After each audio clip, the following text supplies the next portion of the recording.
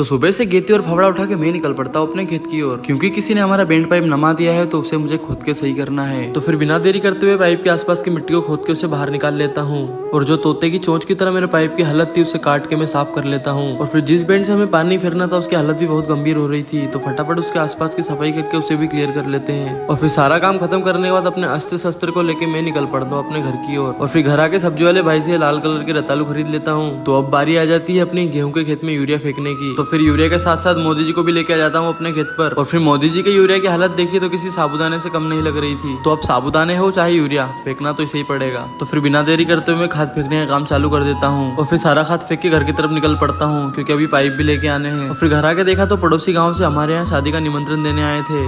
तो फिर मैं और अक्कू भाई दोनों गाड़ी पे पाइप रख के निकल पड़ते अपने खेत की ओर। और फिर बाइक को रोड पे रख देते हैं और सारे पाइप को अपने कांधे पे रख कर खेत पे ले आते हैं। तो आज के व्लॉग में बस इतना ही, मिलते हैं नेक्स्ट व्लॉग में। राम राम।